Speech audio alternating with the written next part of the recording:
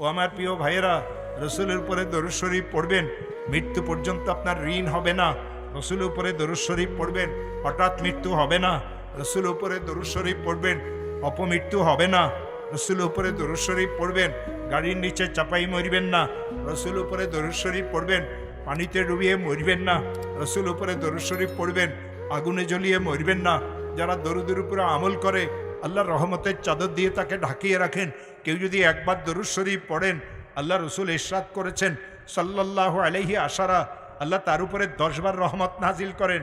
আল্লাহ যাকে রহমতের চাদর দিয়ে ঢাকিয়ে রাখেন, সে কোনোদিন অপমৃত্যু মরতে পারে না।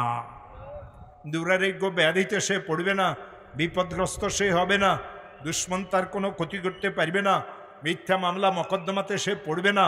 আজকের থেকে সকাল বিকাল সন্ধ্যা আল্লাহ রসুল উপরে দরুদ শরীফ পড়া শুরু করেন।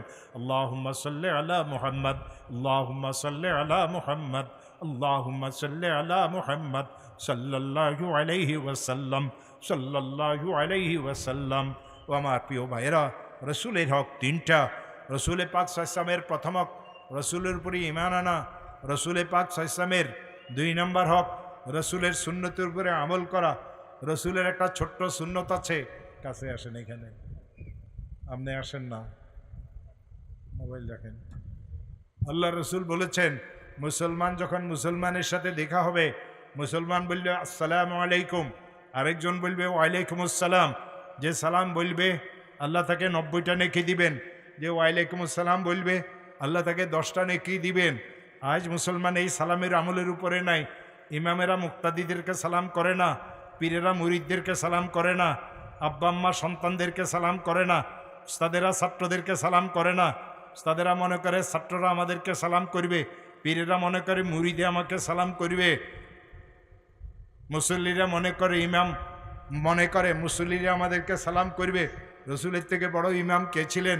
রসুলের থেকে বড় আলিম কে ছিলেন? রসুলের থেকে বড় পীর কে ছিলেন? রসুল সাল্লামের পুরো জিন্দিগিতে এই কথা নাই। মদিনার কোনো বালক একজন ছোট সাহাবী আল্লাহ রসুলকে আগে সালাম করতে পেরেছেন। রসুল আগে সালাম করতেন, রসুল আগে সালাম করতেন। বুড়া মুরব্বীরা আছেন আমার বয়সের, 70-74 বছর যাদের বয়স হয়েছে, কয়বার স্ত্রীকে সালাম করছেন? নিজেকে নিজে জিজ্ঞাসা করেন। আজকের থেকে বাড়ি থেকে স্ত্রীকে সালাম করিবেন, সুন্নাত আদায় হবে, রহমতের চাদরের নিচে থাকবেন। কিয়ামত পর্যন্ত আল্লাহ তাআলা কবরে হাসরের সব জায়গাতে আপনাকে সাহায্য করিবেন। কেবল এই সালামের আমল আপনি আপনার ঘরে জিন্দা করেন। আপনি যাকে দেখেন, রসুল বলেছেন যাকে চিনো তাকেও সালাম করো। রসুল বলছেন যাকে চিনো না তাকেও সালাম করো। আমরা যাকে চিনি তাকে সালাম করি, বাজান কেমন আছো, আসসালামু আলাইকুম। যারে চিনি না হেরে আমরা সালাম করি না। রসুলের সুন্নতির উপর আল্লাহর রহমতে আমরা কেউ আমল করি না। আমরা হুজুরা চুপ করি, একদম গম্ভীর হয়ে বসেই থাকি। মাদ্রাসাতে কেউ টাকা দিতে আসছে, ছেলের খোঁজখবর নিতে আসছে, আসসালামু আলাইকুম। এরপরে জিজ্ঞাসা করি হুজুর কেমন আছেন? হুজুরও জানে না আসসালামু আলাইকুমের পরে কি করতে হবে। আর যে কে সালাম করতেছে হেও জানে না হুজুরের সাথে কি কথা বলতে হবে। দুইজন জানিও না জানার ভান। রসুলে করিম সাল্লাম বলেন, আমার 2 উম্মত যখন একজন একজনকে সালাম করে আর এইভাবে হাত ধরিয়ে মুসাফা করে আর বলে ইয়াগফিরুল্লাহু লানা ওয়া লাকুম, ইয়াগফিরুল্লাহু লানা ওয়া লাকুম, দুইজনের পিছনের জিন্দিগির সমস্ত সগীরা গুনাহ মাফ হয়ে যায়। আল্লাহ রসুল সাল্লাম ইরশাদ করেন, ও আমার উম্মত, যখন তোমরা 2 মুসলমান এইভাবে হাত মিলেবা আর বলবে ইয়াগফিরুল্লাহু লানা ওয়া লাকুম, আসমান থেকে একজন ফেরেশতা নাজিল হন, তিনি বলেন আল্লাহুম্মা আমিন, আল্লাহ এই 2 জনকে মাফ করিয়ে দাও। এখন আমরা কয়জন এই ইয়াগফিরুল্লাহু লানা ওয়া লাকুম পড়ি? আমাদের দেশে মুসাফাত দোয়া, ভাইজান আপনি কেমন আছেন, দুলাভাই আপনি কেমন আছেন, ভাই সাহেব আপনি কেমন আছেন, বাড়িতে সবাই কেমন আছে, এটা কিন্তু মুসাফাত দোয়া না। হুজুররা আমরা বলি ভাই কেমন আছেন, ছেলেটা তো মাশাআল্লাহ ভালো পড়ালেখা করে, এটা কিন্তু মুসাফাত দোয়া না। আপনি মুসাফা করেন আর বলেন ইয়াগফিরুল্লাহু লানা ওয়া লাকুম। এটা যদি পড়েন আপনি সুন্নতের উপরে আমল করলেন, এটা যদি না পড়েন আপনি সুন্নতের উপরে আমল করবেন না।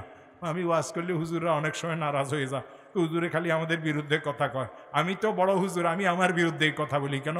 আমার থেকে বুড়া তো বাংলাদেশে এখন আর কেউ নাই। আমি তো তোমারে করি না, আমি আমারে করি কেন? এই জুনাইদ বাবুনগরী কিছুদিন আগে মারা গেছে, ও তো আমার 2 বছর পরে মৌলানা হয়েছে। আবিজির ছেলে মৌলানা আতাউল্লাহ শাহ আছে, ও তো আমার 14 বছর পরে মৌলানা হয়েছে। উজানির পীর আশেক এলাহি আছে, ও তো আমার 18 বছর পরে মৌলানা হয়েছে। আজকে মৌলানা মুশতাকুর নবী সাহেব আসবেন, আমার সাথীদের কাছে দেওবন্দি গিয়ে সে পড়ছে। আমরা যারা একসাথে দেওবন্দি লেখাপড়া করছি, আমার উস্তাদেরা, আমার সাথীরা তার উস্তাদ ছিল। আমার প্রিয় ভাইরা, আমি অনেক বুড়ো মানুষ, অনেক বুড়ো মানুষ। আপনারা যারা বুড়োরা আছেন 74-75 বছরের বয়সের, আপনাদের মতো আমিও একজন বুড়া। আমি বুড়া, আমাকে প্রথম ওয়াজ করি, তুমি আগে সালাম করিও, তুমি আগে সালাম করিও, মুসাফা করিয়ে তুমি বলিও ইয়াগফিরুল্লাহু লানা ওয়া লাকুম। ও মুসলমানেরা, যারা এই দোয়া জানেন না তারা এই দোয়া শিখিয়ে নিয়েন। আমি বলিয়ে দিলাম, কোনো পীর সাহেব এই দোয়া আল্লাহর রহমতে পড়ে না। এত লোক মুসাফা করার জন্য থাকে, দোয়া পড়তে গেলে তো গলা ব্যথা হয়ে দেব। কিন্তু আপনাকে কে বলছে 100 লোকের সাথে মুসাফা করেন? রাসূল বলেন, আমার উম্মত মুসাফা যখন করবে বলবে ইয়াগফিরুল্লাহু লানা ওয়া লাকুম, 5 জনের সাথে মুসাফা করো, জীবনের সমস্ত গুনাহ মাফ হয়ে যাবে। 1 লক্ষ লোকের সাথে মুসাফা করো, দোয়া যদি না পড়ো কোনো গুনাহ মাফ হবে না। এখন আমি কোরআন হাদিসের কথা বললে তো আমার গায়ে পড়ে, পড়লে পড়ুক, বলতে তো হইব।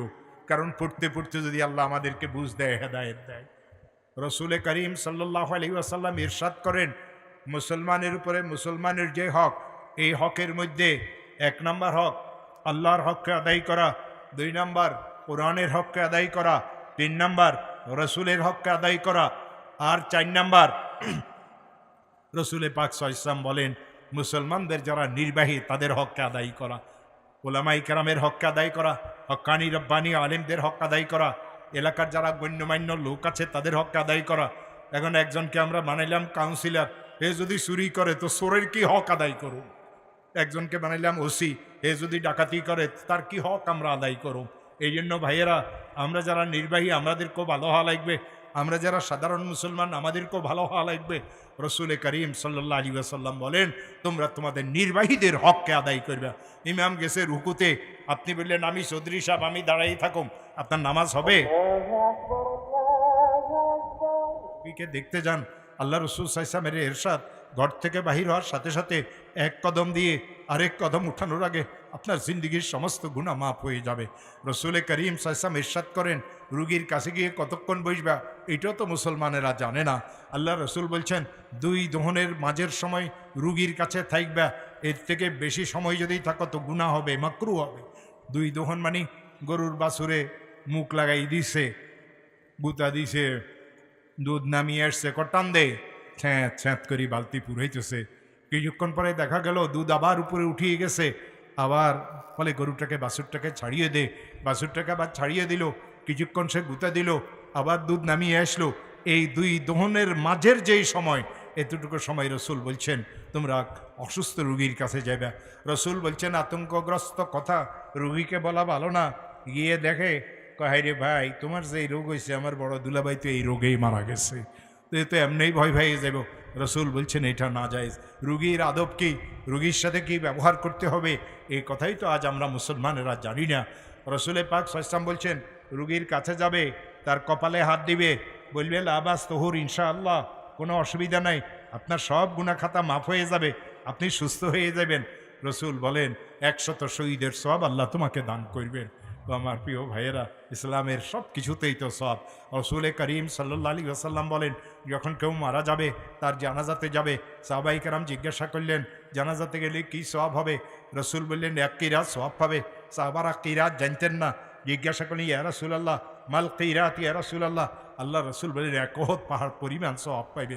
রসুল বললেন আবার তার দাফনও শরীক হবে। সাহাবারা জিজ্ঞাসা করলেন কি লাভ হবে? রসুল বললেন আরেক কিরাত সওয়াব পাবে। সাহাবারা জিজ্ঞাসা করলেন আরেক কিরাতের অর্থ কি? রসুল বললেন আরেক উহুদ পাহাড় পরিমাণ সওয়াব পাবে।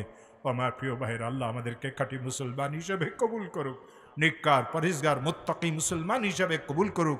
ইসলামের এই ছোট ছোট বিষয় যেগুলো থেকে আজ আমরা গাফিল, জানিও না জানার মতো অবস্থা, আল্লাহ সেগুলির উপর আমাদেরকে আমল করার তৌফিক দান করুক।